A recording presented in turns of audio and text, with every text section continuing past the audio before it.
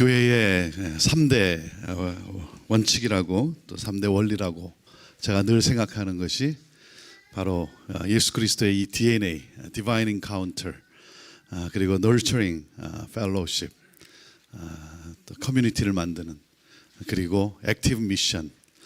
그래서 하늘을 향해 열린 예배 공동체, 서로를 향해 열린 교제 공동체, 그리고 세상을 향해 열린 선교 공동체, 이 세 가지. 교회가 늘 점검하고 또 우리 스스로 돌아보고 해야 될 이 세 가지 내용입니다. 그 중에 전 시간에 예배 공동체에 대해서 나눴고, 이제 두 번째, 세 번째 오늘 이 시간에 함께 나눕니다. Nurturing Community, 두 번째가 서로를 향해 열린 교제 공동체라는 거죠. 사랑의 공동체를 지향하라. 사랑의 공동체를 지향하라. 제가 기성교회도 변해서 부흥할 수 있다라고 하는 이 열정을 가지고 형제교회를 이렇게 부임을 해서 이렇게 예배를 드리는데요. 예배를 드리는데 너무 감격스러운 거예요. 예배는 너무 감격스러운 거예요.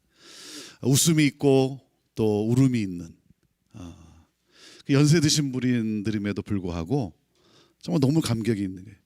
근데 이렇게 집에 돌아와서 가만히 있다 보면 마음이 점점 공허해지기 시작하는 거예요. 정말 교회가 변할 수 있을까? 내가 교회론에 대해서, 교회의 변화와 부흥에 대해서 내가 말씀을 나누지만 정말 교회가 변할 수 있을까? 우리 어르신들이 정말 이 비전을, 그리고 이 변화에 대해서 이분들이 그것을 이해하고 또 그것을 품고 함께 나아갈 수 있을까? 그러면서 어떤 생각도 드냐면 이런 생각도 드는 거예요. 어르신들은 젊은 나 때문에 고생하고 나는 또 어르신들 때문에 고생하는 건 아닐까. 그러다가 이제 또 수요 저녁 예배 시간이 이제 다가오면 또 준비한 말씀을 가지고 저녁 예배를 함께 드리는데 또 너무 감격스러운 거예요. 근데 또 집에 와서 있다 보면 마음이 또 공허해지기 시작하고. 그런데 한 4주째 되는 이제 주일이었어요. 축도를 하고 나면 2층, 예배가 2층 공간에 있다 그러지 않았습니까? 그리고 이제 뒤 문이 있고 이제 계단이 있는데, 제가 축도를 하고 나면 그 뒤 계단을 통해서 내려가서 이제 정문 앞에 가서 이렇게 씁니다. 그러면 우리 어르신들부터 이렇게 내려와요. 계단을 통해 내려오고 이제 악수하고 뭐 이렇게 인사하고 헤어지는 건데, 제가 수요일 저녁 예배 때도 그렇게 하고 주일 예배 때도 늘 그렇게 했어요. 근데 4주째 되는 주일인데 축도를 하고 이제 인사를 하기 위해서 뒷 계단을 통해서 내려가서 이제 앞에 이렇게 서 있었어요. 앞에 서 있고, 앞에 이렇게 서 있으면 이제 내려오시는데 우리 백합회원들이 이렇게 먼저 내려오십니다. 우리 백합회원들이 먼저 내려오세요. 그러면 이제 이렇게 인사하고 뭐 악수도 하고 그리고 이제 헤어지는 건데, 그날도 제가 이렇게 서 있었어요. 서 있는데 이렇게 내려오시는 거예요. 내려오시는 걸 보면서 내가 이제 인사를 드려야지 하고 바라보면서 한 발자국 딱 앞으로 옮기는데 갑자기 너무 사랑스러운 거예요. 너무 사랑스러운 거예요. 그래서 그냥 이렇게 부둥켜 안고, 권사님 사랑합니다. 집사님 축복합니다. 강건하셔야 합니다. 너무 사랑스러운 거예요. 그러면서 그때 제 머리를 강타한 게 뭐냐면 이거였어요. 준아, 이게 목회야. 준아, 이게 목양이야. 제가 왜 사랑에 대한 메시지를 안 나눠봤겠습니까?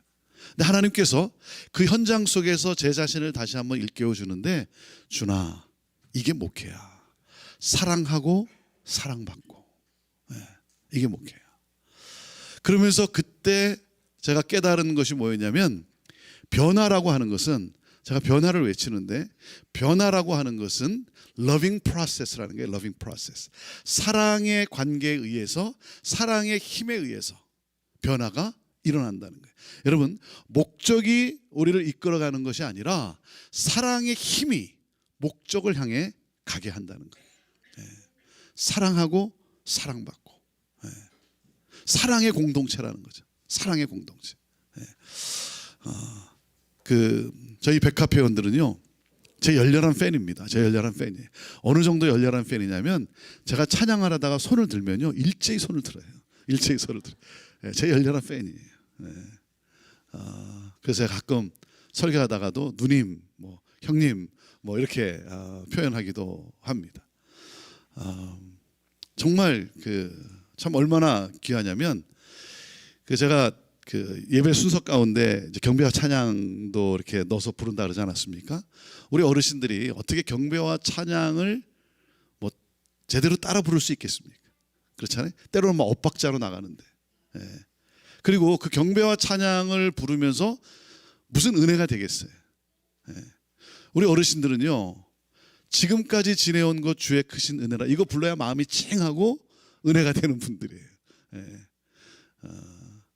그런데 이게 우리가 갈 길이라고 하니까 이렇게 함으로써 여러분의 자녀들이 돌아오고 그 손주들이 다시 돌아오고, 그래서 함께 어우러진 3세대가 어우러진 그러한 예배를 드릴 수 있다고 하니까. 그러니까 그냥 그 가사를 읽으면서 따라 부를 수는 없잖아요. 가사를 읽으면서 함께 하는 거예요. 함께. 왜요? 사랑하니까. 제가 섬기는 시애틀 형제교회가 71년도에 개척이 되고 85년도 14년이 됐을 때 그때 교회가 와장창 분열이 됐어요. 그래서 그것 때문에, 그 사건 때문에 개척하셨던 목사님도 시애틀을 떠나야만 했어요. 시애틀이 더 이상 살 수가 없는, 떠나셔야만 했고, 그런 이제 교회였어요. 왜 그랬냐면 71년도에 이제 청년 유학생 몇 분들이, 그리고 이제 이민 온 몇 분들이, 그때 뭐 한인이 시애틀에 뭐 몇 명이나 있었겠습니까? 이분들이 모여가지고 이제 예배를 드리기 시작한 거예요. 시애틀 다운타운에 미국 교회, 큰 미국 교회에 교실을 하나 빌려가지고 거기서 모임을 갖고 거기서 예배를 드리기 시작한 거예요. 그러다가 이제 조금씩 숫자가 늘어나면서 작은 채플을 빌려가지고 이제 예배를 드리기 시작했고, 80년대가 접어들면서 이 이민의 문이 열리면서 더 많은 분들이 이제 시애틀로 이민을 오게 되었고, 그러면서 교회가 막 숫자적으로 성장하기를 시작을 했어요. 그러다 보니까 미국 교회가 너무 불편해진 거예요. 그 빌려준 미국 교회가 이제 불편한 거죠. 너무 불편하니까 제발 좀 나가달라고. 그래서 나가야만 했어요. 자, 그래서 나가는데 이제 어디로 가느냐 하는 거죠. 시애틀을 와보신 분은 알겠지만, 시애틀을 아시는 분은 알겠지만, 시애틀이 도시가 어떻게 형성이 됐냐면 도시가 이렇게 남북으로 형성이 됐습니다. 그 오번 프리웨이를 중심으로 해서 도시가 남북으로 형성이 돼 있어요. 서쪽에는 태평양 바다죠. 그리고 이 동쪽에는 이 다운타운의 건너편 동쪽에는 큰 호수가 있어요. 큰 호수가 있습니다. 그래서 이 오번 프리웨이를 중심으로 해서 도시가 남북으로 형성이 됐는데, 지금은 여러분이 아시는 이제 마이크로소프트라든지 그 회사가 이 동쪽에 있어요. 이 호수 건너편 동쪽에. 그래서 그 마이크로소프트를 중심으로 해서 도시가 새로 개발이 됐는데, 서울로 말하면 강남이 하나 생긴 거예요. 강남이. 우리 한국 분들이 시애틀로 이주를 오게 되면 살고 싶어하는 벨뷰라든지 거기에 이제 커클랜드라든지 레드몬드, 이 마이크로소프트를 중심으로 생긴 새로운 신도시, 소위 강남이라고 하는, 그래서 한국 분들이 굉장히 살고 싶어하는 아주 좋은 그러한 도시입니다. 하지만 그때는 도시가 이렇게 남북으로 돼 있는데, 다운타운에서 예배를 드리던 분들이 이제 나가야 되는데, 그러면 다운타운에서 북쪽으로 가느냐 남쪽으로 가느냐, 그러다가 남북 전쟁이 일어나고 말았어요. 북쪽에 사는 분들은 교회가 북쪽으로 와야 되고, 남쪽에 사는 사람들은 교회가 남쪽으로 가야 되고, 뭐 치고받고 싸운 건 아닌데 마음들이 다 상해버린 거예요. 마음들이 상해가지고 교회가 한 4개가 개척이 돼버렸어요. 그리고 뭐 나는 그냥 뭐 가까운 데서 뭐 교회 생활을 할랜다 하면서 흩어지고, 남은 분들이 그 다운타운에서 가까운 곳에 오래된 마을 한복판에 그 아주 빨간 벽돌에 그 마을 회관을 구입을 해가, 주차장도 없는 그냥 스트리트 파킹 하는 거죠. 이웃 주민들하고 스트리트 파킹하는 그 건물을 구입을 해가지고 이제 글로 이사를 가서 이대 목사님이 부임을 하셔가지고 14년 동안 99년까지 그 상처를 보듬어 안아가면서 목회를 하시고 이제 은퇴를 하게 된 거예요. 그래서 2000년 1월에 제가 28년 된 교회에 이제 3대 목사로 부임을 하게 된 거죠. 저도 1대 목사님이 14년, 2대 목사님이 14년. 그래서 저도 이제 한 14년 하면 되겠구나. 그게 목표였는데 이제 지금 벌써 이제 20년 차가 됐어요. 20년이 됐는데 그 상처가 14년이 지났건만 아무런 그 회복이 되지를 못하는 거예요. 그러니까 건축에 대한 이야기만 나오면 다 부르르 떠는 거예요. 함께 모여서 예배도 드리고 같이 식사도 하고 악수도 하지만 그 이전 건축 문제만 나오면 그때 그 상처가 그 85년도에 그 상처가 올라와 가지고 막 그때 누가 어떻게 해서 뭐 어떻게 해서 서로 굉장히 공격적이고 부르르 떠는 거예요. 제가 그 교회 학생이었다 그러지 않았습니까? 제가 84년도에 이제 바이올라로 트랜스퍼를 해서 LA로 내려왔고, 그리고 85년도 여름 방학 때 이제 집이 시애틀에 있으니까 여름 방학 때 이제 올라갔는데 가보니까 다 없는 거예요. 친구들도 다 없어진 거예요. 왜냐하면 부모들이 싸워가지고 다 떠나버린 거예요. 하나님이 어떻게 사랑의 하나님이냐 이거예요. 우리 부모님이 믿는 하나님이 정말 사랑의 하나님이냐 이거예요. 그래가지고 아예 떠나버렸어요. 교회를 다른 곳으로 갔으면 그래도 괜찮죠. 근데 아예 하나님으로부터 다 떠나버린 거예요. 그래서 제가 이제 이렇게 올라갔을 때 저희 집은 남쪽에 있었거든요. 근데 그 전에는 뭐 북쪽에 있는 친구들 집에 놀러 가서 뭐 밤새고 뭐 지내고, 그 친구가 우리 집에 와서 또 주말에 뭐 밤새고 그래도 그냥 너무 좋았어요. 근데 이제 올라와 가지고 북쪽에 있는 친구 집에 놀러 갔는데 오래 못 있겠는 거예요. 이 부모님의 시선이 이상한 거예요. 오래 못 있겠는 거예요. 그 친구가 남쪽에 있는 저희 집에 이렇게 놀러 와도 또 오래 못 있는 거예요. 그러니까 친구 집에 이렇게 전화를 해도 부모님이 딱 받으면 그냥 할 말이 없는 게 그냥 끊어버리는 거예요. 끊어버리는 거예요. 그러니까 다 친구들마저도 그냥 헤어지고 말았어요. 서로 연락이 점점 어려워지면서. 우리는 싸운 적이 없어요. 우리 싸운 적이 없어요. 부모님들이 싸웠지.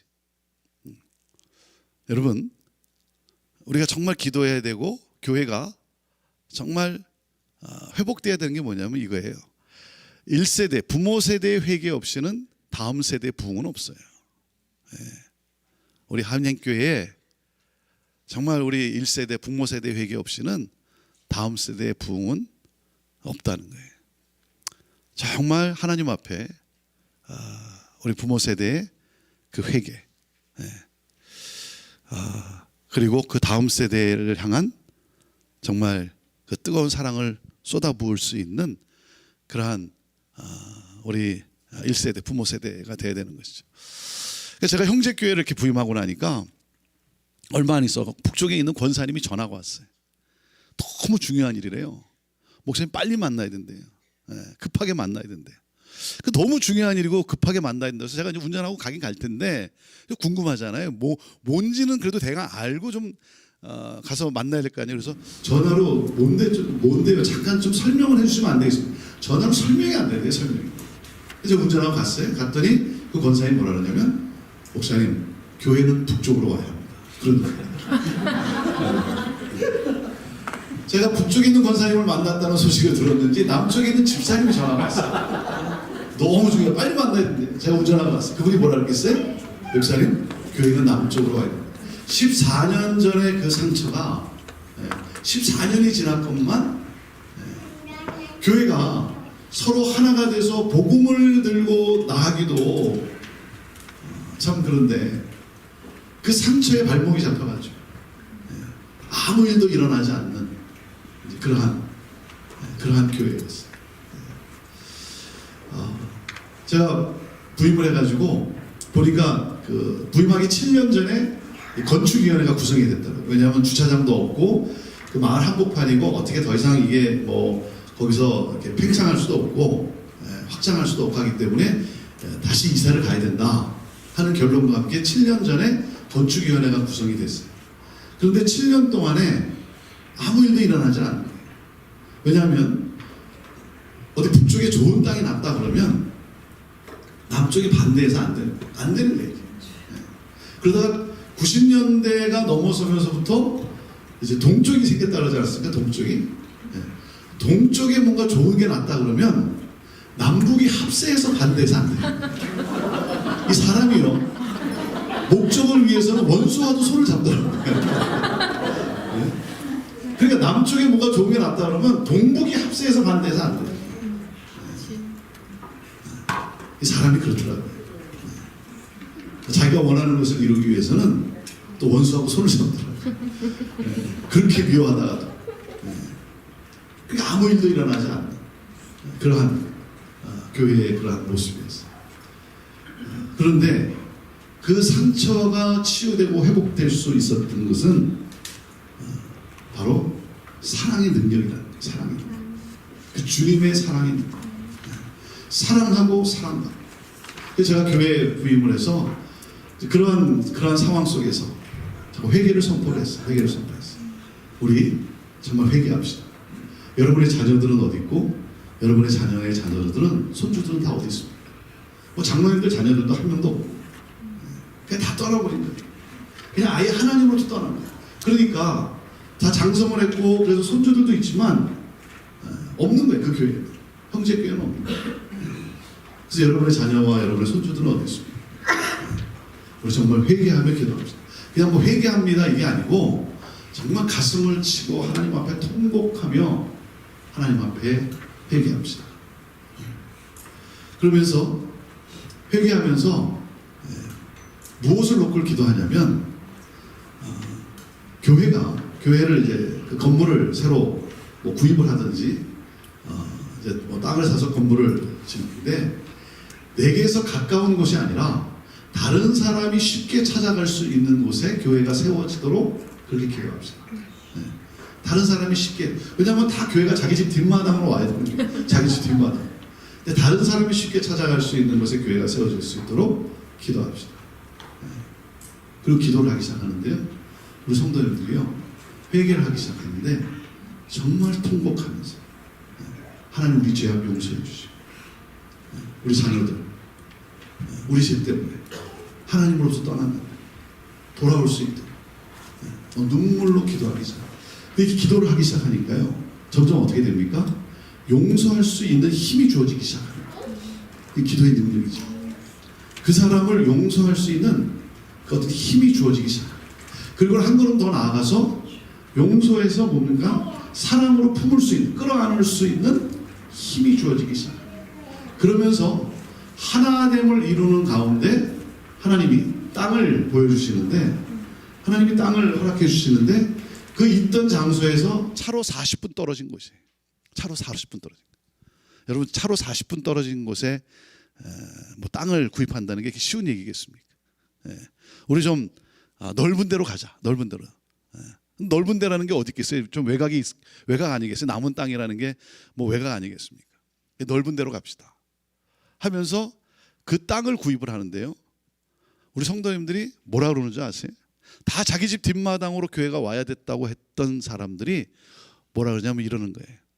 내가 멀어서 가기가 힘들면 교회 옆으로 이사 가면 되지 않냐? 교회 옆으로 이사 가면 되지. 그러면서 그 형제 교회가 건물이 이제 건축이 시작이 되면서 말이죠, 그 주변이 개발이 되는데 한 3,000세대의 집이 들어서기로 개발이 되기 시작하는 거예요. 그러니까 우리 한국 사람들 또 새 집을 좋아하잖아요. 새 집을. 그러니까 교회가 들어서기 시작하면서 이사 오기를 시작을 하는데 무슨 소문이 나냐면 형제 교회 때문에 집값이 올라간다. 뭐 이런 소문이 날 정도로 그렇게 또 막 이사 오기를 시작을 하는 거예요. 하나님께서 그 상처를 치유해 주시고 그리고 하나 되게 하시고 그러면서 교회가 새로워지기 시작하는 거예요. 새로워지기 시작하는 거예요.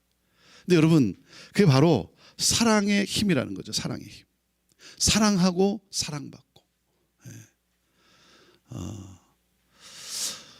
여러분, 교회는 우리가 끊임없이 추구해야 되는 게 뭐냐면 사랑의 공동체라는 거죠. 당신은 왜 그 교회를 가십니까? 당신은 왜 그 교회를 가십니까? 라고 했을 때 여러분, 듣고 싶은 대답이 뭐겠어요? 들려주고 싶은 대답이 뭐겠어요? 이거 아니겠어요? 거기 가면 거기엔 사랑이 있습니다. 거기엔 사랑이 있습니다. 여러분, 교회의 힘은요, 건물에 크게 있지가 않아요. 교회의 힘은 숫자에 크게 있는 게 아니에요. 교회의 힘은 사랑의 힘에 크기에 있는 거예요. 서로 사랑하는 공동체. 사랑하는 공동체. 그래서 두 번째로 정말 목자로서의 예수님의 사랑을 담고 싶은 거죠. 예수님의 사랑을 담고 싶은 거예요. 여러분, 예수를 믿는다는 것은 예수님을 닮아간다는 거 아닙니까? 예수님을 닮아가는 거. 예수님의 어떤 성품을 여러분 닮고 싶습니까? 목사로서요, 예수님의 능력이 막 내게서 나타났으면 좋겠어요. 네. 물 위로 걸어가신 예수님의 능력이 막 내게서 나타났으면 좋겠고, 물로 포도주를 만드신 예수님의 능력이 막 내게서 나타났으면 좋겠고, 네.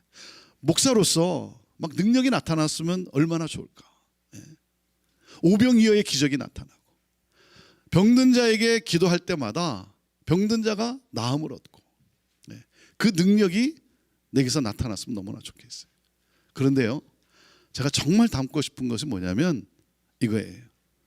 간음의 현장에서 붙잡혀온 여인을 정죄하지 아니하고 그 여인의 인생을 재기시킨 예수님의 그 사랑을 담고 싶은 거예요.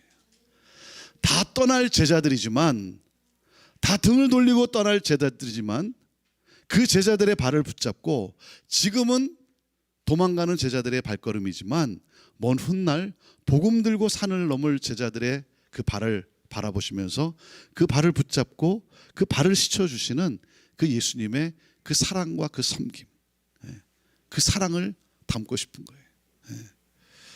여러분, 우리가 추구해야 되는 것은, 치유와 회복을 가져오는 것은 바로 그 주님의 사랑의 능력에 있다라고 하는 것이죠. 사랑의 능력이. 저는 그 예수님과 이 베드로의 이 대화 속에서 참 그 예수님이 너무나 감사해요. 너무나 감사해요. 그 예수님이 너무나 좋은 거예요. 여러분, 베드로에게 예수님이 질문하지 않습니까? Do you love me? 그 질문을 해요. Do you love me? 너가 나를 사랑하느냐? 근데 예수님이 몰라서 묻는 질문이 아니잖아요.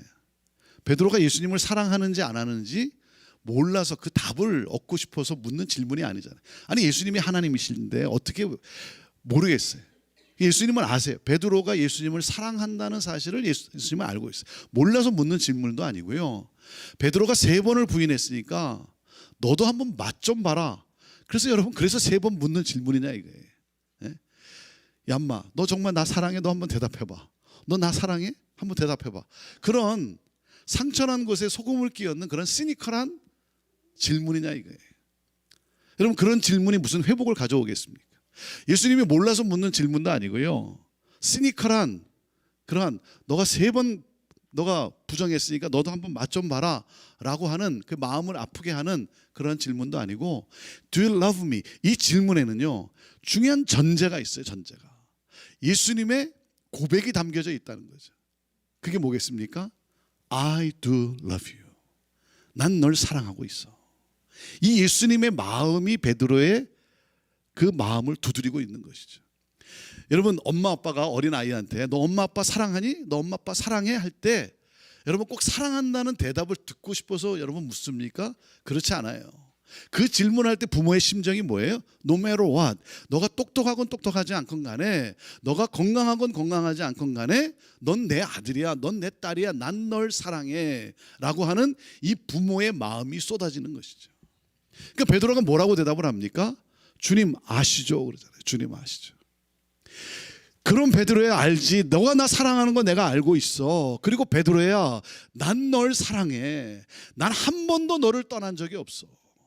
난 한 번도 널 거절한 적이 없어. 난 널 사랑해. 너 나 사랑하잖아. 난 널 사랑해. 그럼 된 거야, 된 거야.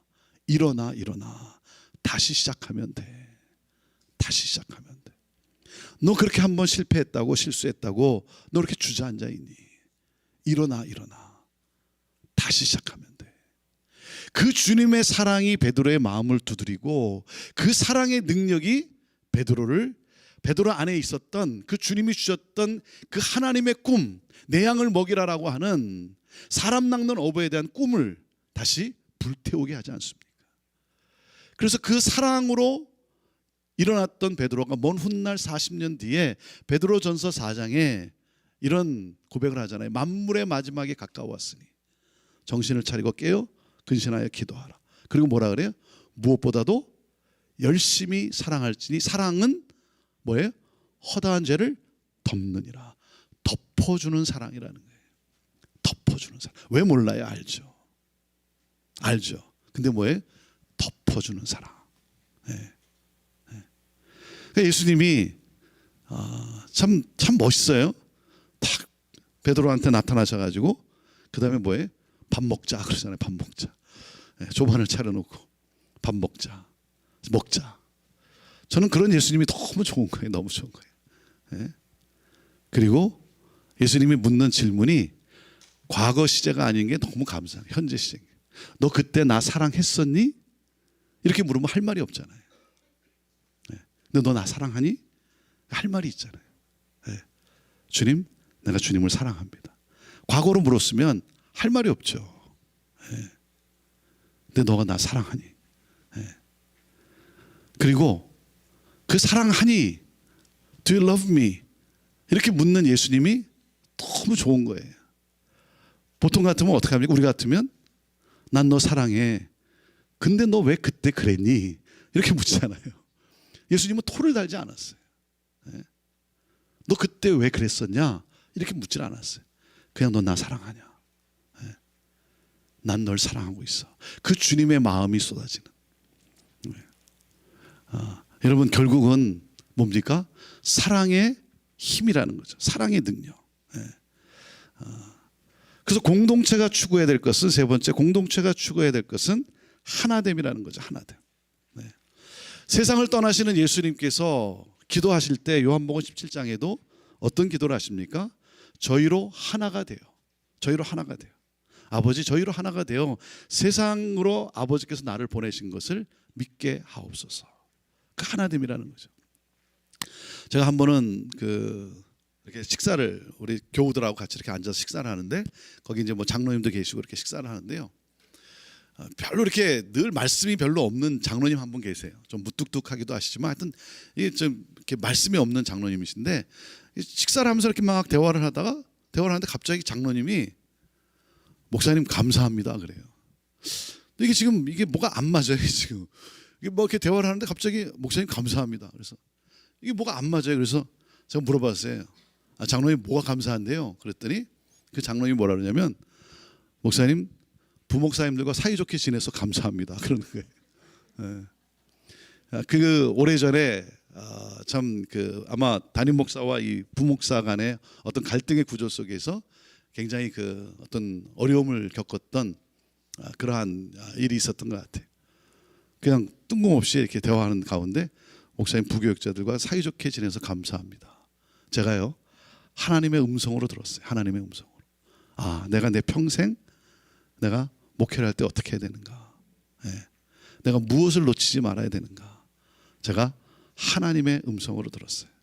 여러분 끝까지 추구해야 될 것은 하나됨이라고 하는 것이죠.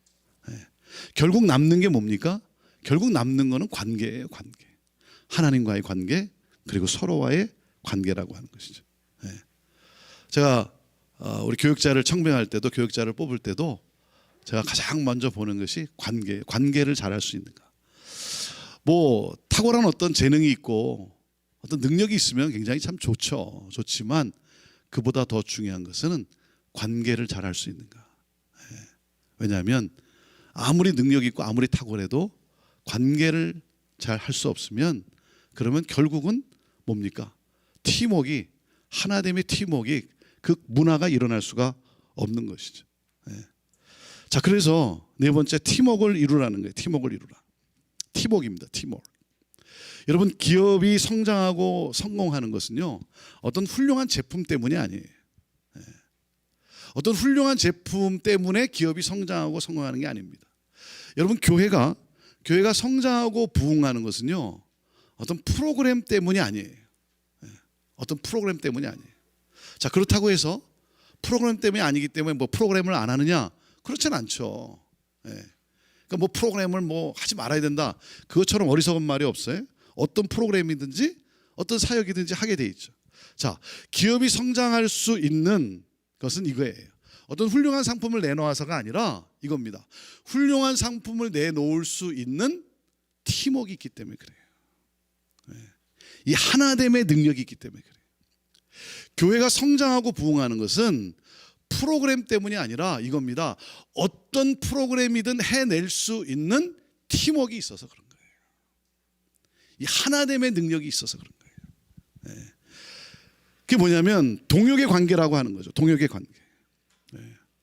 여러분, 조직이 크면 둔하고 비효율적이다라는 말도 이제는 옛말입니다. 한동안은 그런 말이 있었어요. 조직이 크면 둔하고 비효율적이다. 근데 그것도 옛말이에요.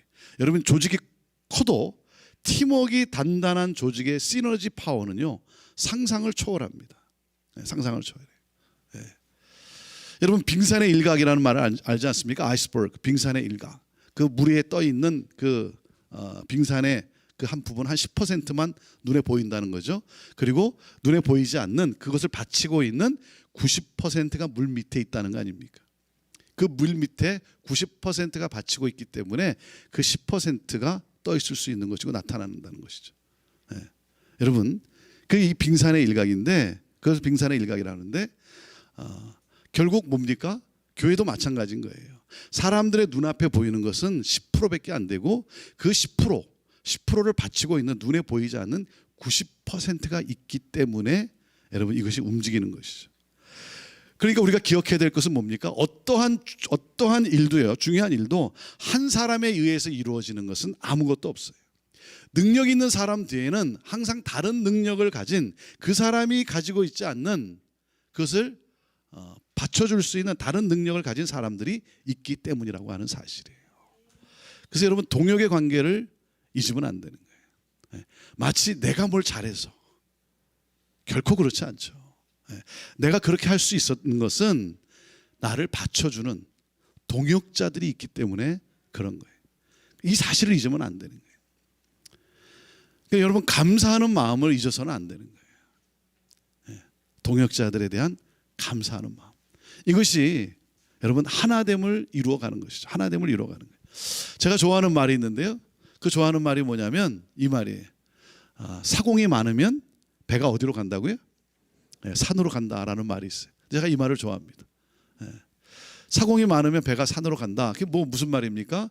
사공들은 많은데, 사공들이 능력이 있는데, 각자 능력이 있는데 하나됨을 이루지 못해서, 하나됨을 이루지 못하니까 목적지를 향해 가지는 못하고 엉뚱한 곳을 간다는 거죠. 엉뚱한 곳.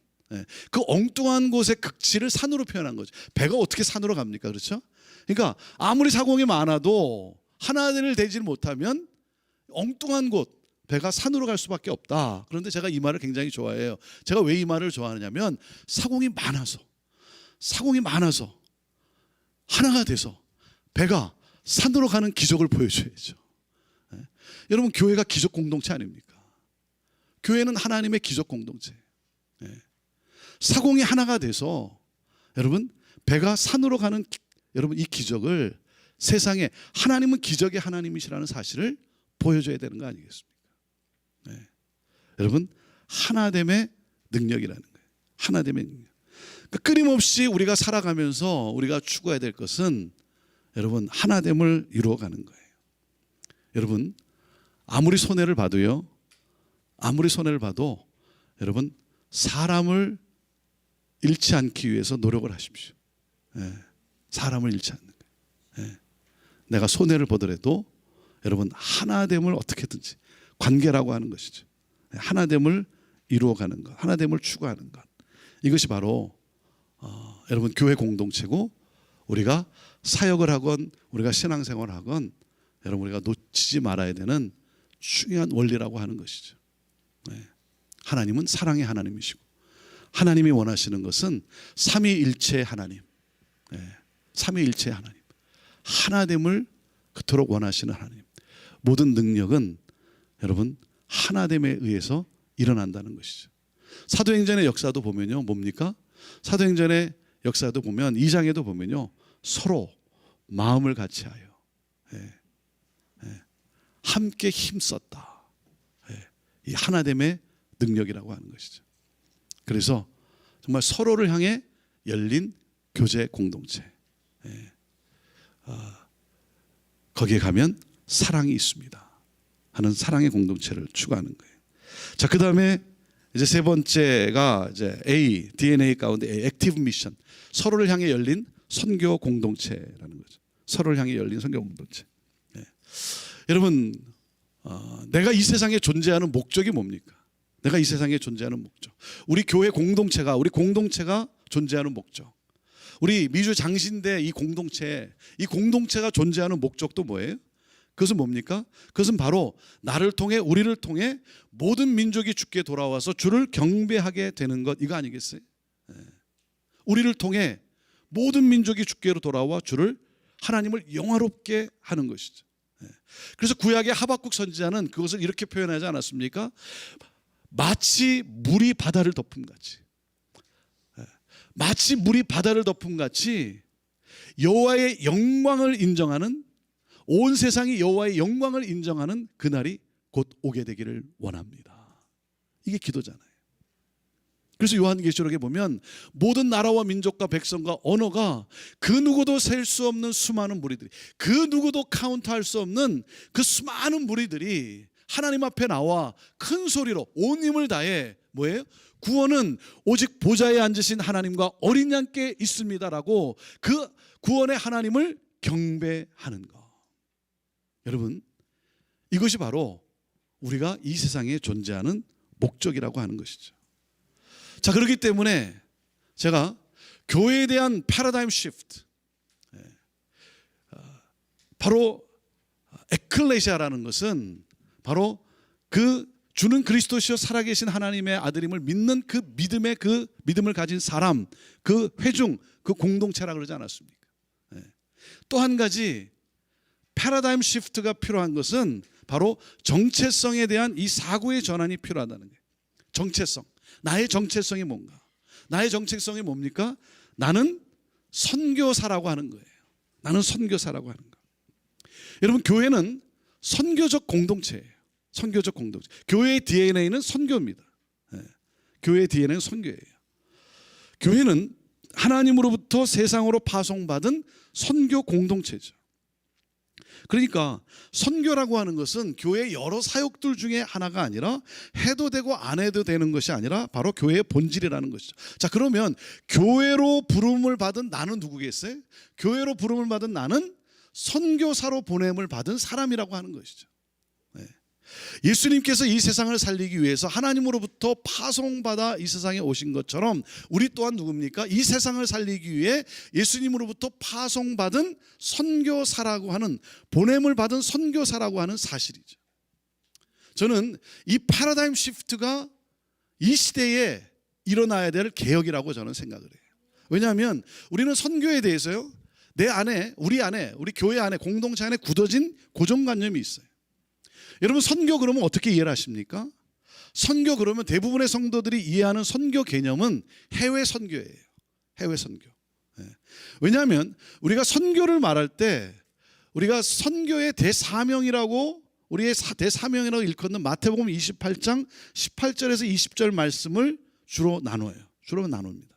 그런데 이 말씀에 대한 오해가 있어요. 자, 마태복음 28장 18절에서 20절 말씀이 뭡니까?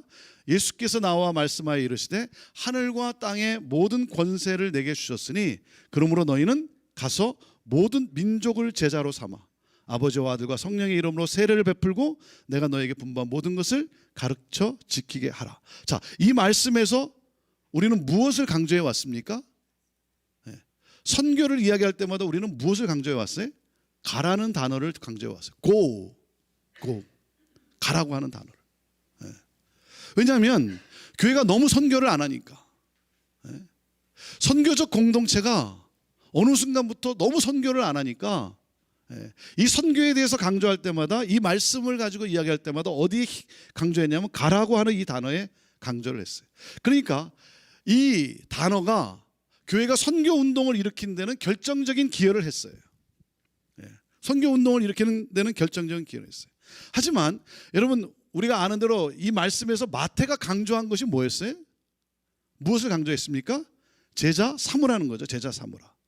제자를 삼기 위해서 가고 세례를 주고 가르치라는 것이죠. 그러니까 이 세 단어가 동사가 아니라 보조분사라는 건 아닙니까? 제자 삼기 위해서 가고 세례를 주고 가르치라는 것. 그런데 가라의 강조를 두다 보니까 어떻게 여기게 됐냐면, 이 세월이 지나오면서, 기독교 역사의 세월이 지나오면서 어떻게 여기게 됐냐면 해외로 가지 않으면 선교라고 여기지를 않게 된 거예요. 그러니까 선교를 해외라고 하는 지리적 이동으로 옮겼어요. 지리적 이동으로 여겼어요. 다시 말하면 선교를 지리적 이동으로 제한시켰어요.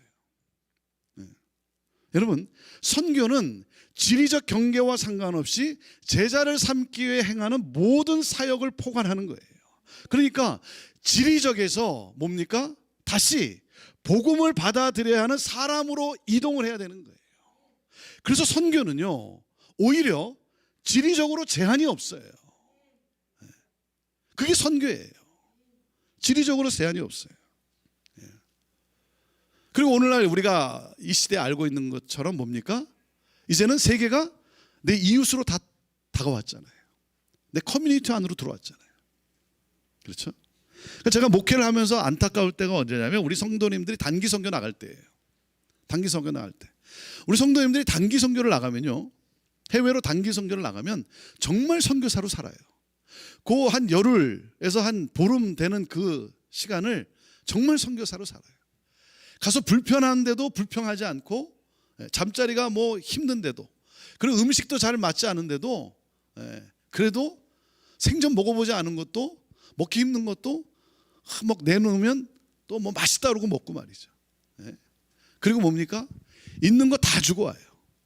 그 며칠 동안 있으면서 잠도 제대로 못 자가면서 하여튼 할 수 있는 것을, 그 주님의 사랑과 복음을 전하기 위해서, 나누기 위해서 할 수 있는 걸 다 해요. 올 때도 보면요, 뭐 줄 수 있는 거 있으면 다 줘요. 자켓도 주고 뭐 혁띠까지도 빼갖고 주기도 하고 말이죠. 정말 선교사로 살아요. 단기 선교를 나가면. 근데 안타까운 게 뭐냐면 그 사역을 마치고 다시 시애틀 공항에 딱 도착해서 나오는 순간 뭐예요? 완전히 바뀌어버리는 거예요. 이 선교적 마인드를 잊어버리는 거예요. 그러니까 선교라고 하는 것을 지리적 이동 개념으로 말이죠. 그러니까 해외로 가면 내가 선교사로 살고, 여기서는 뭐예요? 치열하게 아메리칸 주님을 위해 살아가는 거예요. 그게 너무나 안타까운 거예요. 그래서 어떻게 하면 나는 선교사라고 하는, 나는 이 세상을 살리기 위해서 하나님으로부터 보냄을 받은 선교사라고 하는 이 정체성을 가지고 살아갈 수 있을까 해서, 저는 우리 교회가 지금 하고 있는 캠페인이 뭐냐면 이 I am 캠페인이에요. I am 캠페인. I am a missionary. 나는 선교사입니다. Yes, I am. Yes, I am. 이 캠페인이에요. I am. 형제교회는 어떤 교회다?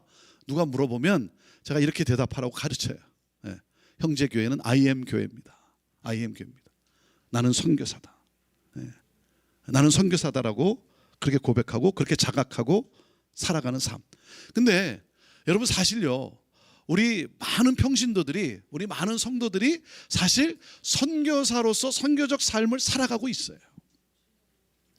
정말 열심히 일하면서, 여러분, 그 해외 선교지에 있는 또 선교사님들을 위해서도 여러분 선교 헌금도 하고 그렇잖아요. 정말 열심히 정말 선교적 삶을 살아요. 본인이 자각을 안 할 뿐이지 선교적 삶을 살아요. 그래서 이 IM 캠페인을 통해서 제가 하고 있는 게 뭐냐면, 당신이 선교사로 지금 살아가고 있습니다라고 하는 사실을 제가 다시 한번 일깨워주고, 그리고 어떻게 하면 좀 더 그 의식을 가지고, 그 마음을 가지고 고객들을 대하고 어떻게 비즈니스를 해나가고 어떻게 삶을 살아갈 수 있는가, 이것을 좀 더 자각할 수 있도록 돕는, 격려하는 그러한 일들을 합니다. 나는 선교사라고 하는 사실.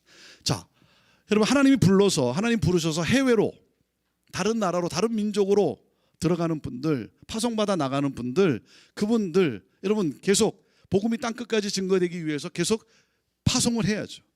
그런데 해외로 파송받아 나간 사람만이 선교사가 아니라 우리 모두가 다 선교사라고 하는 것이죠.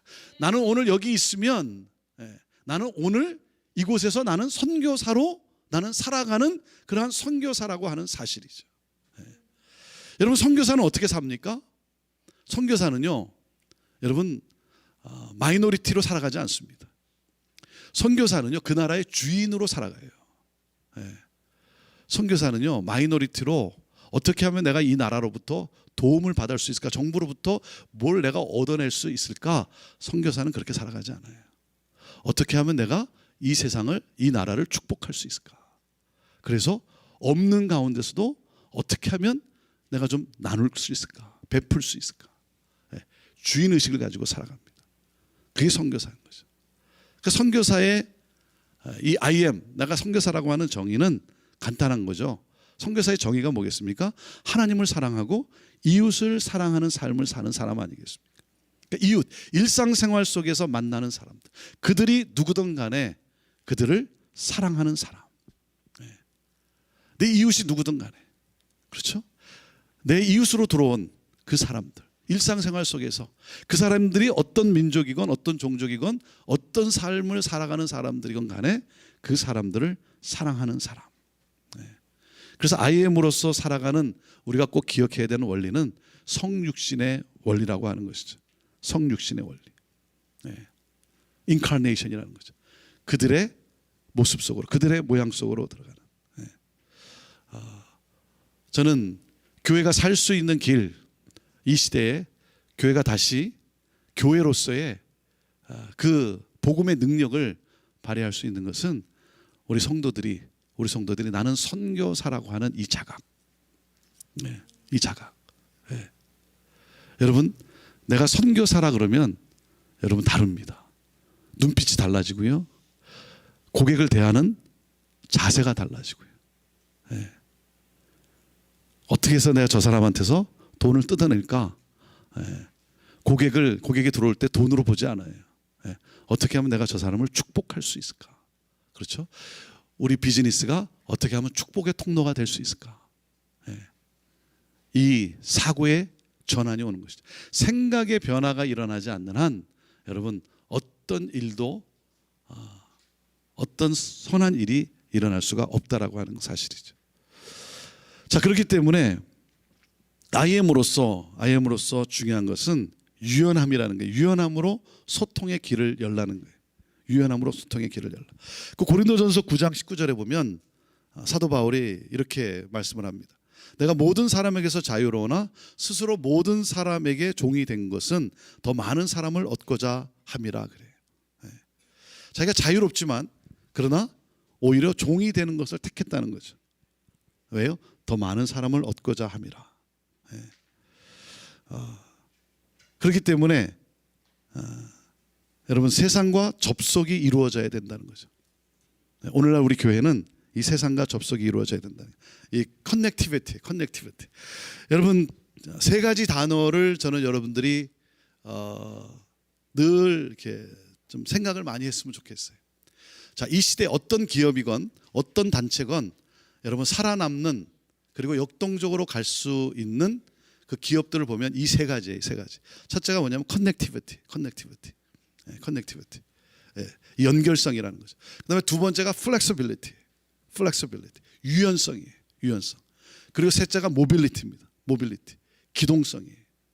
어떤 단체건 어떤 기업이건요, 여러분 살아남고 역동적으로 나가는 것은 이 세 단어가 그 문화로 이루어져 가고 있기 때문에 그래요.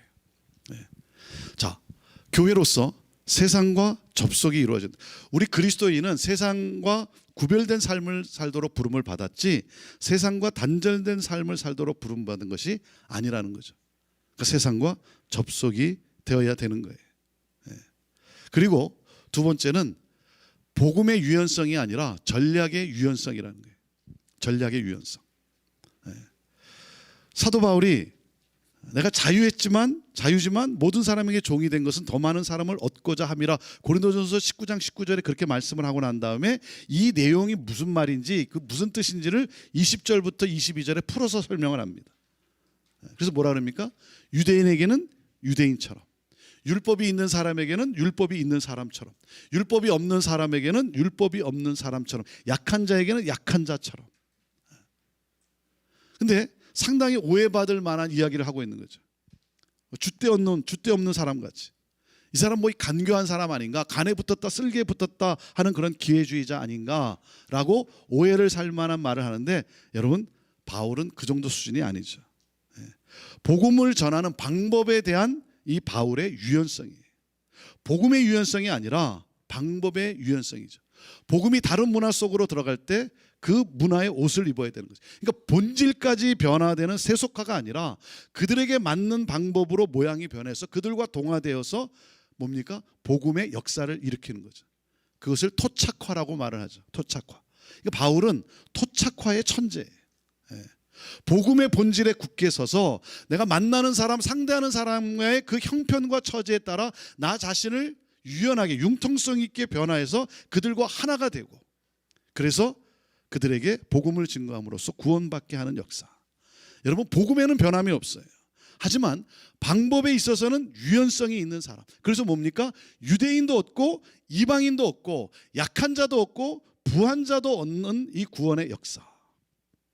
그래서 이 바울의 유연성을 담고 싶은 거예요. 네.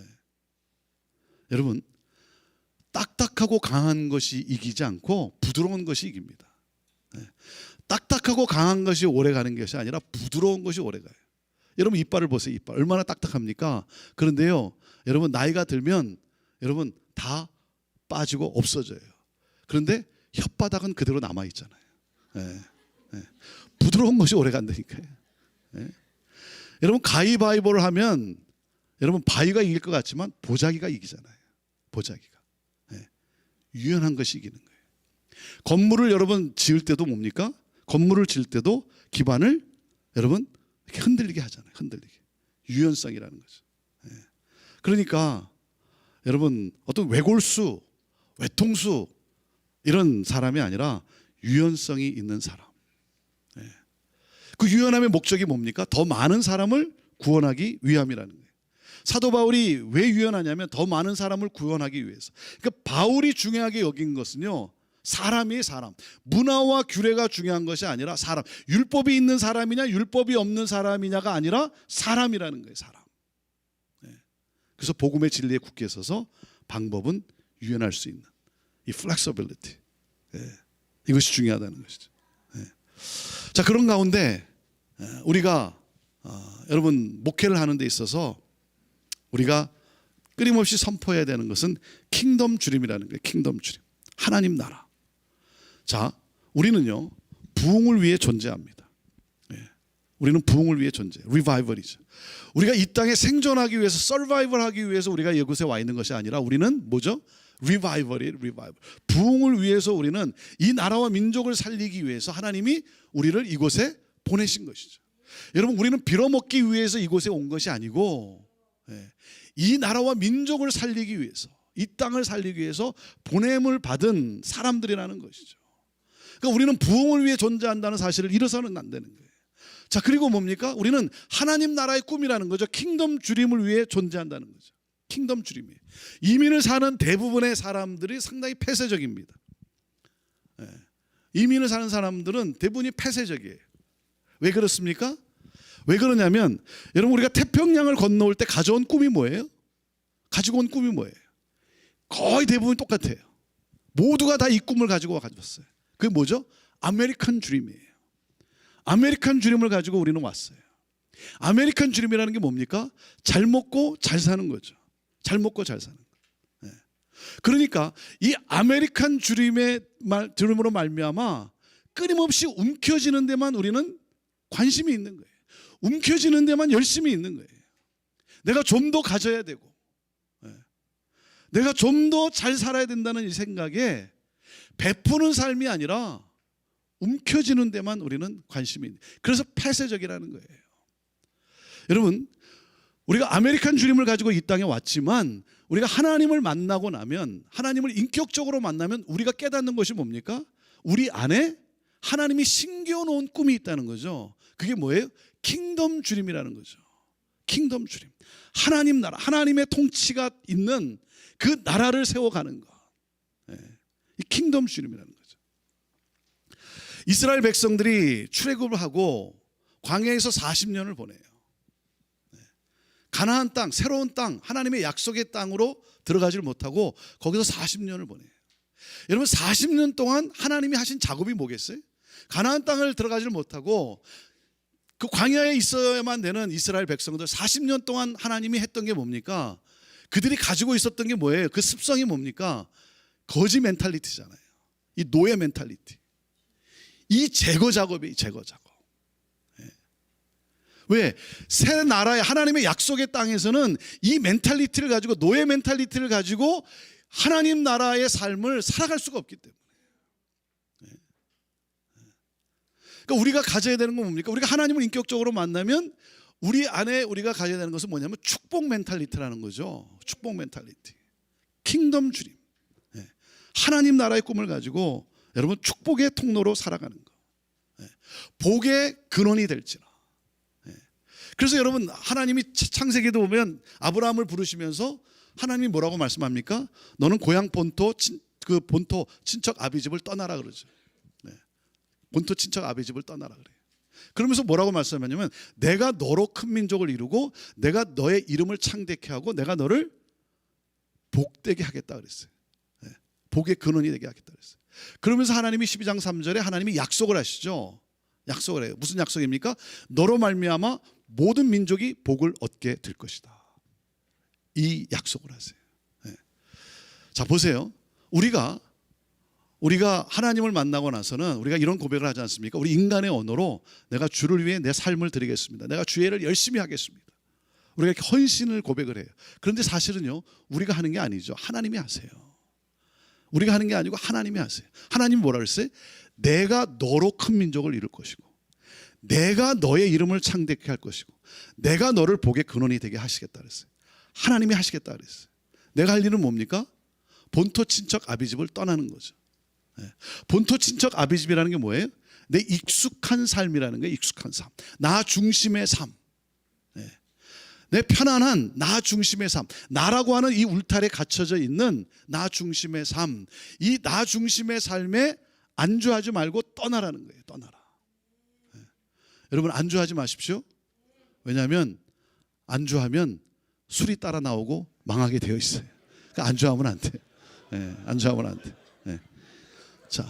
자, 신앙이라는 게 뭡니까? 신앙은 나 중심에서 떠나 어디로? 하나님의 약속을 향하여. 그 하나님의 약속이 뭡니까? 너로 말미암아 모든 민족이 복을 얻게 될 것이다. 이 킹덤 주림이죠. 킹덤 주림. 그러니까 우리는 복을 받기 위해서 우리가 하나님을 믿는 것이 아니고 하나님이 주신 복으로 복의 근원의 삶을 살아가는 것이 우리의 삶이라고 하는 것이죠. 여러분 우리가 이 축복 멘탈리티로 떠나지 않으면, 본토 친척 아비집을 떠나지 않으면 이 땅은요 희망이 없는 거예요. 그리고 우리 다음 세대 희망이 없는 거예요. 그래서 우리 주님은 너로 말미암아 모든 민족이 복을 얻게 될 것이다. 너희는 가서 모든 민족으로 제자를 삼으라고 말씀을 하신 것이죠. 그러면서 그 20절 하반절에 우리 주님이 약속을 하시지 않습니까?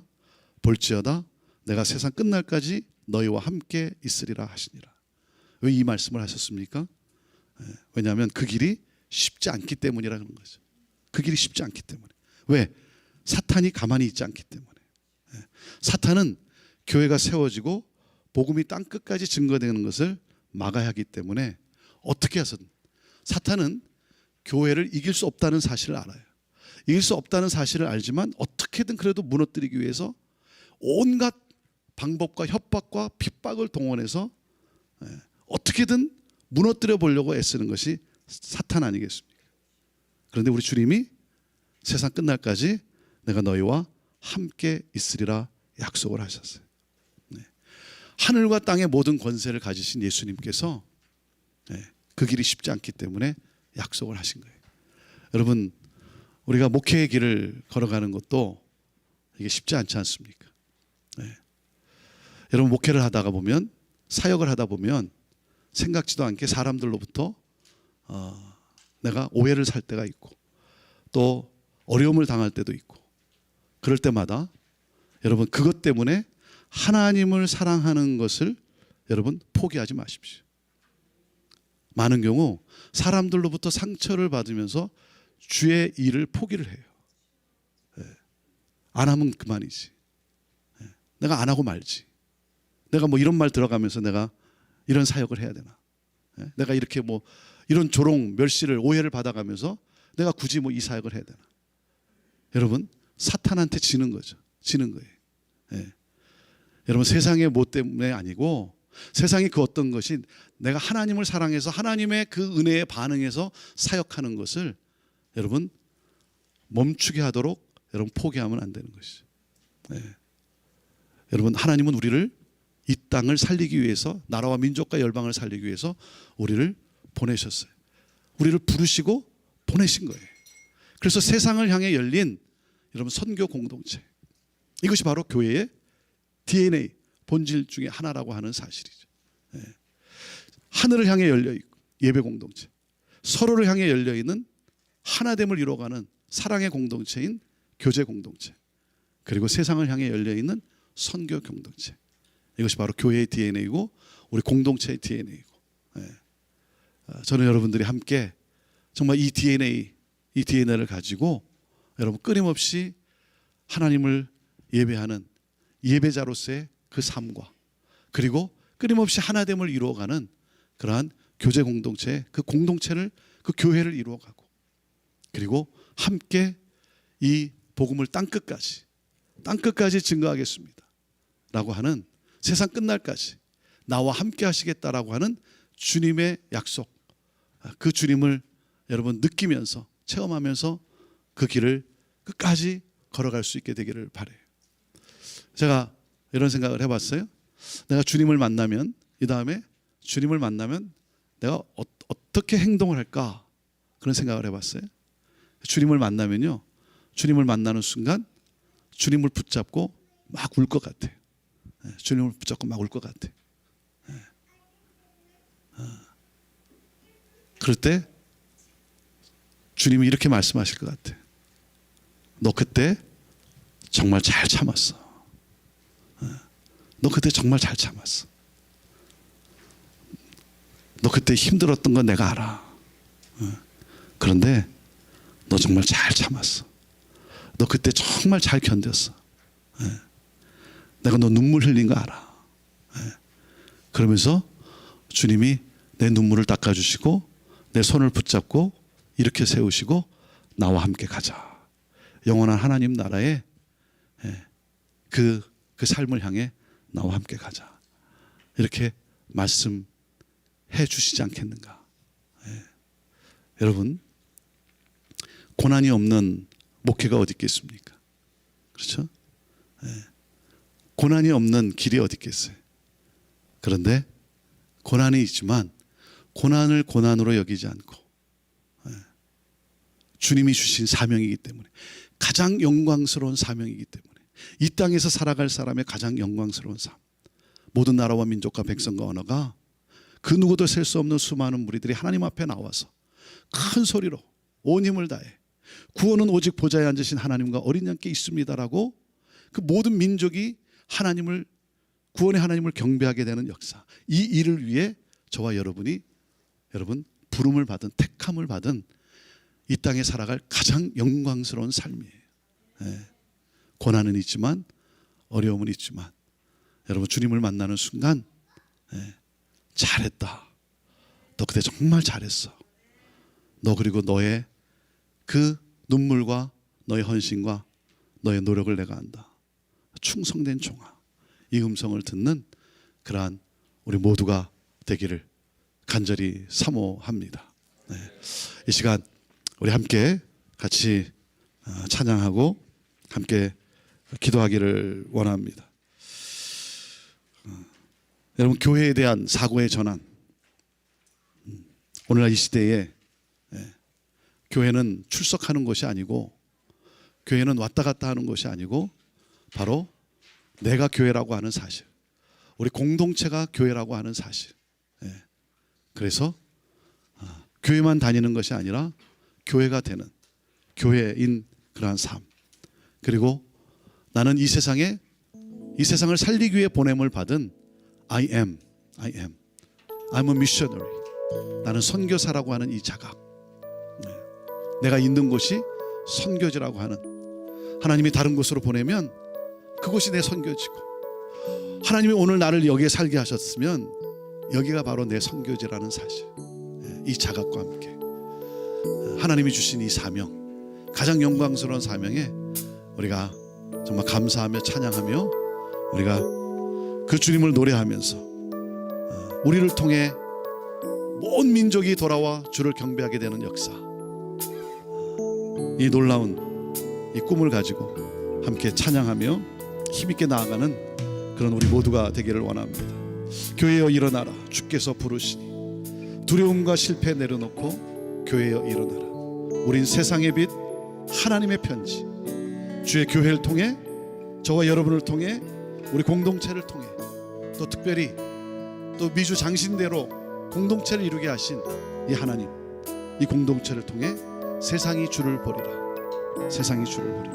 우리 자리에서 일어나서 함께 이 찬양으로 하나님께 올려드립니다. 하나님 아버지, 세상을 향하여 부름받은 우리들, 하나님 이곳에서 세상을 향하여 하나님 나아갈 수 있는 귀한 일꾼들로 세워지도록 하나님 우리를 양육시켜 주시고 일꾼으로 훈련시켜 주시고 하나님 복음의 열정을 가지고 세상을 향하여 나아갈 수 있도록 하나님 우리를 그렇게 준비시켜 주시고 세워 주시옵소서. 하나님 특별히 우리가 모일 때마다 이곳에 하나님 미주 장신대로 한 공동체로 한 일원이 되게 하셨는데, 우리가 함께 할 때마다 우는 자와 함께 울게 하시고 기뻐하는 자와 함께 기뻐하게 하시며 이곳에서 천국을 경험하게 하여 주시고 그 경험한 하나님 나라, 그 경험한 하나님 나라를 하나님 이 세상 가운데 보여주고자 하나님 그리스도의 사랑을 가지고 나아가는 우리 모두가 되게 하여 주옵소서. 하나님 주께서 부르셨습니다. 주께서 보내셨습니다. 하나님 그 사명이 다하는 그 순간까지 어떠한 일 가운데서도 포기하지 않고 하나님 그 놀라운 사랑에 반응하며 은혜에 반응하며 주님 걸어가신 그 길을 우리 또한 기억하면서 하나님 그 사명을 향해 묵묵히 걸어가는, 겸손함으로 걸어가는, 그러므로 말미암아 우리를 통해 예수 그리스도가 나타내 보여지는 놀라운 역사가 있는 교회로, 선교사로, 당신의 일꾼으로, 당신의 종으로 우리를 사용하여 주옵소서. 우리를 통해 열방이 주께 돌아와 주를 예배하게 되는 역사가 일어나게 될 줄로 믿습니다. 하나님이 주신 이 꿈, 이 비전을 가지고 주여 하나님 힘있게 전진하는 우리 모두가 되게 하여 주옵소서. 하나님 이 종이 예수 그리스도의 이름으로 축복하며 기도하오니 오 주여 하나님 영혼이 주 안에서 깊어짐 같이 늘 강건케 하여 주시고 범사의 모든 일 가운데 하나님의 선하심에 형통함에 복이 있게 하여 주셔서 하나님 어디서건 하나님이 부르신 삶의 현장 속에서 하나님 나라를 더욱더 힘있게 확장해 나가는 복된 삶을 살아가는 하나님의 자녀여, 하나님의 일꾼 다 되게 하여 주옵소서. 하나님 감사합니다. 주님 찬양합니다. 주님 영광 받아 주시옵소서. 우리를 하나 되게 하시고 하나님 믿음의 동역자들을 하나님 또 붙여주신 하나님 감사합니다. 우리가 서로를 위해 기도하며 하나님 서로를 돌아보면서 함께 하나님 나라를 확장해 나가는 귀한 공동체로 하나님께서 축복하시는 줄로 믿습니다. 감사합니다. 예수님의 이름으로 기도하옵나이다. 아멘. 이제는 우리 주 예수 그리스도의 은혜와 하나님 아버지의 그 극진하신 사랑과 성령님의 함께하심과 역사하심이 주님 앞에 열정을 드리고 그 은혜에 감사하며 삶을 드리며 주님이 쓰시고자 하시는 대로 쓰임받기를 기뻐하며 함께한 우리 이곳의 모든 믿음의 동역자들 위해 오늘도 주께서 보내셔서 곳곳에 나아가 주의 사랑을 가지고 복음을 전하는 우리 선교사님들과 또 사역자들과 또 모든 교회들 위해 온 열방과 이 나라 민족과 우리의 조국과 어둠 속에 갇혀 고통당하는 북한 땅 우리 사랑하는 형제들 위해 특별히 미주 장신대로 우리를 하나 되게 하시며 또 이것을 통하여 놀라운 일들을 이루어 가시는 그 놀라운 역사, 우리 섬기는 모든 한 분 한 분 귀한 지체들 위해 지금부터 영원토록 함께 하옵기를 간절히 축원하옵나이다. 아멘.